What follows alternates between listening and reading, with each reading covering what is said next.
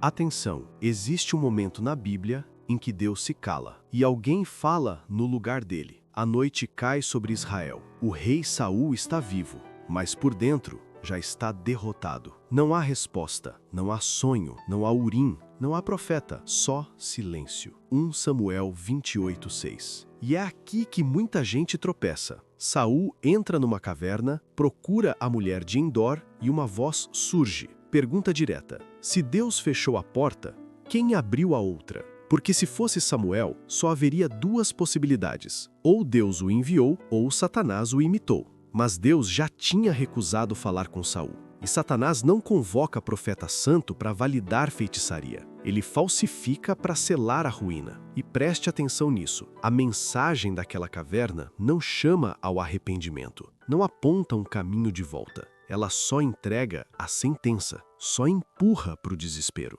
Então hoje, antes de qualquer opinião, antes de qualquer tradição, antes de qualquer experiência espiritual, eu te faço uma pergunta que vai guiar este vídeo inteiro. Quando Deus se cala, você espera ou você procura uma voz alternativa? A noite se fecha sobre Israel, e o silêncio que envolve o coração de Saul é mais pesado que qualquer exército inimigo. O relato de sua visita à mulher de Endor atravessa as Escrituras como um campo minado para a fé, confundindo mentes e inquietando consciências. Mas a própria palavra estabelece os limites do que ali ocorreu. Se Samuel estivesse no céu, somente dois poderes poderiam chamá-lo: Deus ou Satanás. Satanás jamais teria autoridade para arrancar do repouso um profeta santo, apenas para legitimar o engano de uma feiticeira.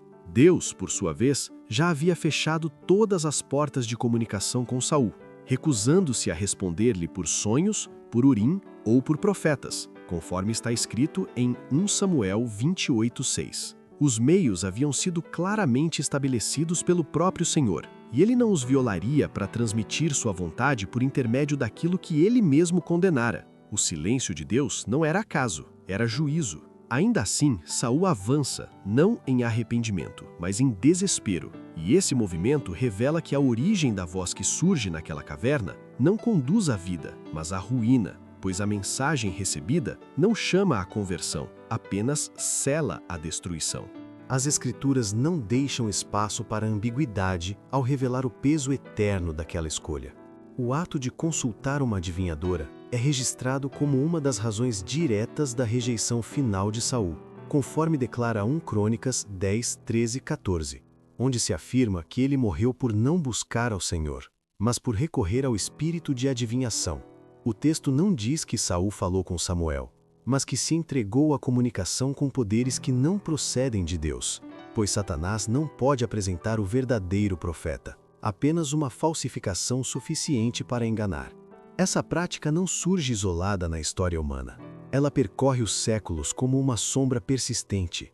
A antiga feitiçaria, a necromancia e os encantamentos sempre se sustentaram na crença da comunicação com os mortos.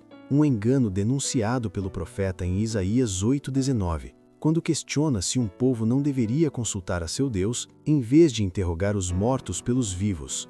Essa mesma mentira se infiltrou na idolatria gentílica, onde heróis mortos eram deificados, como revelam os acontecimentos de Baal Peor em Números 25, 1 a 3, explicados pelo salmista em Salmos 106, 28 como sacrifícios oferecidos aos mortos. O engano atravessa o paganismo, alcança oráculos, reaparece sob novos nomes e continua seduzindo corações, elevando vozes estranhas acima da palavra de Deus, enquanto o povo, mais uma vez, caminha à beira de um abismo espiritual ainda não revelado. Muitos consideram o espiritismo apenas um engano sustentado por fraude humana, atribuindo suas manifestações à astúcia de médiuns e à velhacaria cuidadosamente encenada. E, de fato, inúmeras vezes a fraude foi exposta como falsa prova do sobrenatural. Contudo, nem todas as ocorrências podem ser descartadas dessa forma. Há manifestações que escapam completamente à explicação humana, e diante delas, até os mais céticos são levados a reconsiderar suas conclusões. É nesse ponto que o perigo se revela, pois tanto o espiritismo moderno quanto as antigas práticas de feitiçaria e idolatria compartilham o mesmo princípio vital, a crença na comunicação com os mortos. Essa ideia nasce da primeira mentira pronunciada no Éden, quando Satanás disse: "Certamente não morrereis." Gênesis 3, 4, 5. A partir dessa falsidade fundamental, construiu-se um sistema inteiro de engano que atravessa séculos, assumindo novas formas, mas preservando a mesma origem. A Escritura afirma de modo inequívoco que os mortos não participam da vida consciente deste mundo. Os mortos não sabem coisa nenhuma. Eclesiastes 9, 5, 6. E, naquele mesmo dia, perecem os seus pensamentos. Salmos 146, 4, 5. Por isso, o Senhor advertiu Israel com severidade. Aquele que buscasse adivinhadores e encantadores seria separado do meio do povo. Levítico 26. O silêncio divino não era ausência, mas proteção contra um engano que conduz à perdição. A Bíblia revela que os chamados espíritos familiares jamais foram espíritos de mortos, mas anjos maus, mensageiros de Satanás disfarçados para seduzir e enganar. A idolatria antiga, embora apresentada como veneração aos mortos, é declarada pelas Escrituras como culto aos demônios. O apóstolo Paulo afirma que as coisas que os gentios sacrificam, as sacrificam aos demônios, e não a Deus. 1 Coríntios 10, 20. E o salmista confirma que Israel sacrificou seus filhos aos demônios e aos ídolos de Canaã. Salmos 106, 37, 38. O espiritismo moderno, longe de ser algo novo, surge como reavivamento dessas práticas sob linguagem contemporânea, exatamente como foi predito. Nos últimos tempos apostatarão alguns da fé, dando ouvidos a espíritos enganadores. 1 Timóteo 4:1. Paulo descreve essa atuação como segundo a eficácia de Satanás, com sinais e prodígios de mentira. 2 Tessalonicenses 2:9. Enquanto Pedro alerta sobre falsos ensinadores que negarão o Senhor. 2 Pedro 2:1, 2. João declara que negar a Cristo é negar o Pai. 1 João 2:22, 23. Assim como no caso de Saul, o objetivo do engano permanece o mesmo: afastar o povo de Deus, levá-lo a buscar revelações proibidas e substituir a confiança na palavra revelada pelo fascínio de um conhecimento que Deus, em sua misericórdia, decidiu ocultar. Há corações que não suportam viver sobre o véu da incerteza. A ansiedade por conhecer o desfecho das coisas ocultas corrói a fé e transforma a espera em tormento. Incapazes de descansar na providência divina, muitos se recusam a aguardar a salvação do Senhor e, movidos pelo medo, entregam-se à inquietação que beira a loucura. Correm de um lado para outro, com o espírito carregado de angústia, buscando respostas para aquilo que Deus escolheu não revelar. Se confiassem no Senhor, vigiando e orando, encontrariam consolo. Sua alma seria serenada pela comunhão com Ele e os cansados achariam descanso ao se aproximarem de Cristo. Contudo, quando rejeitam os meios estabelecidos por Deus e recorrem a fontes proibidas, desejando saber o que o céu ocultou, repetem o erro de Saul e colhem apenas conhecimento que produz mal e desespero. Essa pressa em rasgar o véu do futuro revela falta de fé e deixa a mente vulnerável às sugestões do grande enganador. Satanás conduz os homens a consultar espíritos familiares, revelando fatos do passado para conquistar confiança e, a partir disso, simular domínio sobre o futuro. Com a experiência acumulada ao longo dos séculos, ele observa causas e efeitos e assim consegue predizer certos acontecimentos com aparente precisão, enredando almas desprevenidas e conduzindo-as cativas à sua vontade. Por meio do profeta, Deus advertiu com clareza absoluta: quando vos disserem, consultai os que têm espíritos familiares e os adivinhos, não recorrerá um povo ao seu Deus, e conclui com o chamado solene: à lei e ao testemunho. Aqueles que conhecem um Deus santo, infinito em sabedoria e poder, por que buscariam orientação em fontes ligadas ao inimigo do Senhor?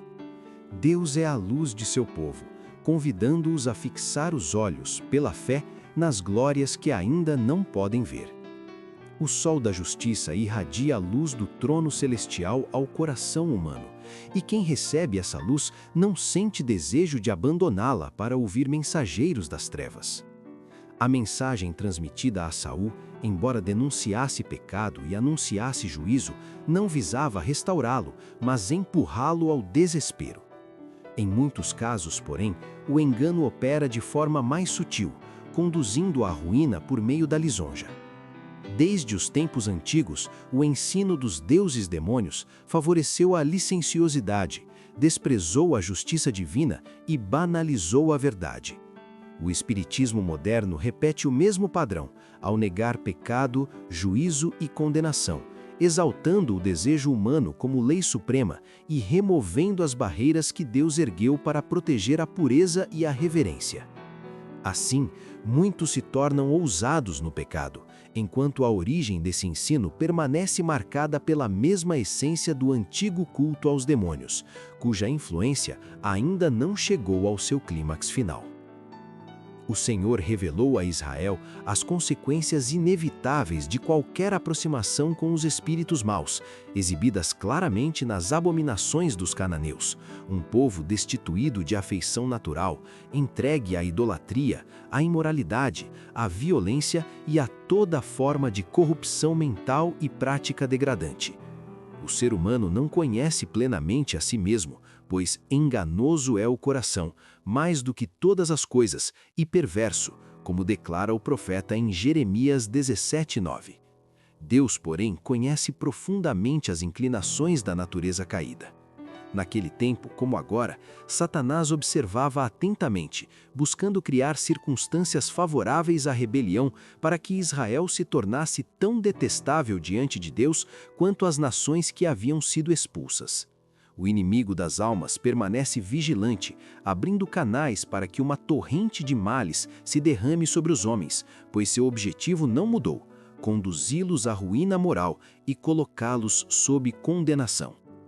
Nada lhe é mais útil do que um povo que abandona a vigilância espiritual, pois a corrupção não surge de repente, mas se infiltra lentamente enquanto o coração se afasta da dependência de Deus sem perceber o perigo que se aproxima. Decidido a manter o domínio sobre Canaã, Satanás odiou Israel com ódio persistente quando a terra passou às mãos do povo de Deus e a lei divina tornou-se a lei da nação. Por meio da atuação de espíritos maus, deuses estranhos foram introduzidos e a transgressão abriu caminho para que o povo escolhido fosse finalmente disperso da terra da promessa. Esse mesmo plano está sendo repetido em nosso tempo. Deus chama um povo para fora das abominações do mundo, a fim de que guarde sua lei. E por isso a ira do acusador não conhece limites, pois o diabo desceu a vós e tem grande ira, sabendo que já tem pouco tempo, conforme declara Apocalipse 12, 10-12. A herança prometida está diante de nós, e o adversário está resolvido a separar o povo de Deus de sua recompensa eterna. Por isso, o apelo de Cristo, vigiai e orai, para que não entreis em tentação, Marcos 14:38, soa com urgência nunca antes sentida. A advertência feita ao antigo Israel permanece viva: não buscar adivinhadores nem encantadores, Levítico 19:31, pois tais práticas são abominação ao Senhor, Deuteronômio 18:12. E a decisão de obedecer ou ignorar essa voz ainda definirá destinos eternos que não foram plenamente revelados. E é por isso que essa história não é apenas sobre Saul, é um aviso vivo para nós. Porque quando Deus parece em silêncio, o maior perigo não é a falta de resposta, é aceitar qualquer voz só para aliviar a ansiedade. Se você quer segurança espiritual, não é correndo atrás do oculto, é ficando firme no que já foi revelado, à lei e ao testemunho. Que o Senhor nos dê discernimento, sobriedade e fidelidade, mesmo quando a noite fica pesada. Se essa mensagem falou com você, deixe o like agora porque isso ajuda demais o canal a alcançar mais pessoas. E se inscreve também para você não perder os próximos vídeos. Aqui a gente caminha com Bíblia aberta, sem atalhos e sem engano. Deus te abençoe e até o próximo vídeo.